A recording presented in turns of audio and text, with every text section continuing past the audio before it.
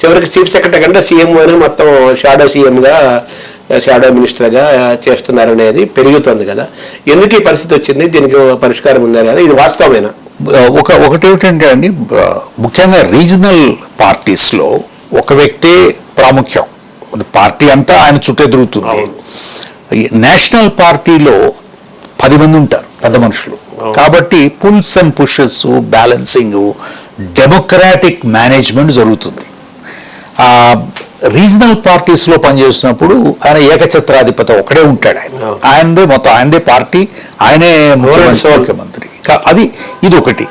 రెండవది ఏమిటంటే chief minister office, ఇది వరకు చీఫ్ మినిస్టర్ ఆఫీస్ చీఫ్ మినిస్టర్కి సహాయం చేయడానికి ఉంటుంది. ఇప్పుడు చీఫ్ మినిస్టర్ ఆఫీస్ అనేది మొత్తం అధికారం అంతా కూడా చీఫ్ మినిస్టర్ ఆఫీస్లో కేంద్రీకృతమైంది.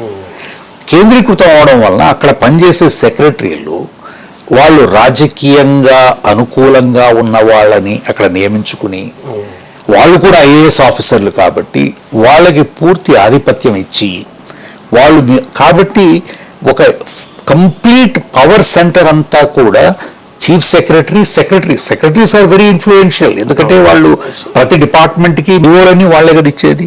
తర్వాత finance secretaries, they are very important in managing the most important position. అంటే ఒక conscience keeper of this government. ఏదైనా డబ్బులతో ముడిపడి ఉంటుంది, ప్రతి విషయం కూడా డబ్బులతో ముడిపడి ఉంటుంది. మన డబ్బు ఎంత ఉంది, ఏమిటి పరిస్థితులు ఏంటి, కరెక్ట్. సో ఇది ఇక్కడ నుంచి ఇదేదైతే వ్యవస్థీకృతమైనటువంటి పని విధానాలు ఏవైతే ఉన్నాయో, విధి విధానాలు ఏదైతే ఉన్నాయో అవి ఈ ముఖ్యమంత్రి గారి ఆఫీస్కి మారిపోయినాయి. నేను ముఖ్యమంత్రి గారి ఆఫీస్లో నేను కూడా పనిచేశాను చీఫ్ సెక్రటరీగా, జగన్మోహన్ రెడ్డి గారు. కాబట్టి నాకు తెలుసు అది సరైన విధానం కాదు. ముఖ్యమంత్రి గారికి సెక్రటరీ, చీఫ్ సెక్రటరీ ఇది ఇక్కడే రాష్ట్రాల్లోనే కాదు, కేంద్రంలో కూడా జరిగింది. జవహర్ లాల్ నెహ్రూ గారు ప్రధానమంత్రిగా ఉన్నంత కాలం ప్రైమ్ మినిస్టర్ ఆఫీస్ లేదు. ప్రైమ్ మినిస్టర్కి only there was no PMO, there was only ఆయనకి ప్రైవేట్ సెక్రటరీలు, సీనియర్ ప్రైవేటు స్టెనోగ్రాఫర్లు ఉండేవాళ్ళు అంతే. ఆయనకి సెక్రటరీ అనేవాళ్ళు ఐఏఎస్ ఐసిఎస్ ఎవరు ఉండేవాళ్ళు కాదు.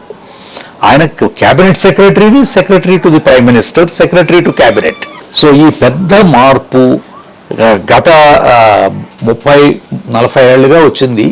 ఇప్పుడు అది బాగా వ్యవస్థీకృతంగా బలంగా పునాదులు నాటుకుపోయింది. అంటే అక్కడ పిఎంఓ, ఇక్కడ సీఎంఓ, అక్కడ పిఎంఓ, ఇక్కడ సీఎంఓ, అక్కడ క్యాబినెట్ సెక్రటరీ సుప్రీం కదా యాక్చువల్గా. ఐడియల్లీ అక్కడ క్యాబినెట్ సెక్రటరీ సుప్రీం, ఇక్కడ చీఫ్ సెక్రటరీ సుప్రీం. ఇప్పుడు వాళ్ళిద్దరూ తగ్గిపోయి సీఎంఓ, అక్కడ పిఎంఓ పైకి వేస్తున్నారు. దీనికి ఏంటి, ఎలా ఫుల్ స్టాప్ దీనికండి ఇది ఒక రివ్యూ చేయాల్సిన అవసరం ఉంది. అంటే ఇప్పుడు మీరు చీఫ్ మినిస్టర్స్ ఆఫీస్, అది ఇట్స్ క్లాసిక్ ఎగ్జాంపుల్. ప్రతి విషయంలో కూడా దీంట్లో స్టాండర్డ్ ఆపరేటింగ్ ప్రొసీజర్ ఉండాలి. తర్వాత సెక్రటరియట్ ఆఫీస్ మాన్యువల్ అనేది ఒకటి ఉంది. అది నియమ నిబంధనల్ని నిర్ణయిస్తుంది. ఇది చేయాలి, ఈ విధంగా పనిచేయాలి, ఈ విధంగా సెక్రటరియట్ ప్రొసీజర్ ఇది. దాంట్లో చీఫ్ మినిస్టర్ ఆఫీసు ఏమి చేస్తుంది, ఏమి చెయ్యాలి, ఎలా పనిచేయాలనే నిర్ణయాలు లేవు. వాళ్ళు ఏమైనా రూల్స్ లేవు. సెక్రటరియట్ ఆఫీస్ మాన్యువల్లో చీఫ్ మినిస్టర్ ఆఫీస్ కి రోల్ లేదు, చీఫ్ మినిస్టర్కే రోల్ ఉంది. చీఫ్ సెక్రటరీకి ఉంటుంది, సెక్రటరీకి ఉంటుంది, చీఫ్ మినిస్టర్కి ఉంటుంది, చీఫ్ మినిస్టర్కి ఉంటుంది. చీఫ్ మినిస్టర్ ఆఫీస్ సెక్రటరీకి లేదు. కనీసం ప్రైమ్ మినిస్టర్ ఆఫీస్లో ఒక స్టాండర్డ్ ఆపరేటింగ్ ప్రొసీజర్ ఇంటర్నల్గా పెట్టారు. అంటే ఫైల్ రావడం, ఒక షాడో ఫైల్ ఓపెన్ చేయడం, దాంట్లో దాన్ని ఎగ్జామిన్ చేయడం, అనలైజ్ చేయడం, ఒక రికార్డు ఉంటుంది. అంటే వివిధ దశలు ఉన్నాయి కదా. So there is a process. చాలా స్టేట్ గవర్నమెంట్స్లో, స్టేట్ చీఫ్ మినిస్టర్స్ ఆఫీస్లో ఈ ప్రొసీజర్స్ని ఇన్స్టిట్యూషనలైజ్ చేయలేదు, రూల్స్ రెగ్యులేషన్స్ ఫ్రేమ్ చేయలేదు.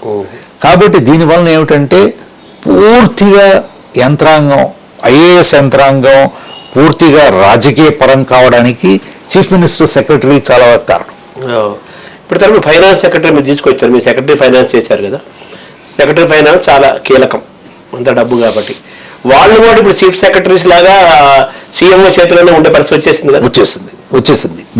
నేనున్నప్పుడు ఇది ఇండిపెండెంట్, ఇది ఫైనాన్షియల్ సిస్టమ్ అంతా కూడా ఆటోమేట్ చేయాలి, స్ట్రీమ్ లైన్ చేయాలి, ట్రాన్స్పరెన్సీ తీసుకురావాలి, ఒక single source of truth implement చేయాలని కాంప్రిహెన్సివ్ ఫైనాన్షియల్ మేనేజ్మెంట్ సిస్టమ్ అనేది ఇంప్లిమెంట్ చేస్తాం. అది ఆటోమేట్ చేయడానికి దాని యొక్క ముఖ్య ఉద్దేశం ఏమిటంటే డిస్క్రిప్షన్ ఉండకూడదు ఎవరికి. ఫస్ట్ ఎవరైతే పనిచేస్తారో అప్రూవలు, పేమెంట్ ఇవన్నీ కూడా ఆటోమేటిక్గా జరిగిపోవాలి. మనుషులు ఎంత పెద్దవాడైనా కూడా ఆయన చేతులు పెట్టకూడదు అని నేను మొదలుపెట్టాం. ఇప్పుడు అది ఏదో మనం దేవుని చేయకపోతే కోత్తేంది చేశారంట చూసారా, ఆ విధంగా సిఎఫ్ఎంఎస్ కంట్రోల్ చేసేది ఇప్పుడు ముఖ్యమంత్రి గారి సెక్రటరీ. ముఖ్యమంత్రి గారి సెక్రటరీ ఆంధ్రాలో ఆయన అప్రూవ్ చేస్తాడు. ముఖ్యమంత్రి గారిని అడిగి ఈయనకి ఇవ్వచ్చా, శర్మ గారికి ఇవ్వచ్చా, ఇచ్చేయండి ఆయన మనవాడే, రమేష్ గారు అమ్మో ఆయనకి ఇవ్వద్దు అసలు. ఈ విధమైనటువంటి నిర్ణయాలు తీసుకోవడానికి టెక్నాలజీ దోహదపడింది. కాబట్టి technology is only an enabler. టెక్నాలజీని ఏ విధంగా మనం ఉపయోగించుకుంటాం అనేది వ్యక్తుల మీద ఆధారపడి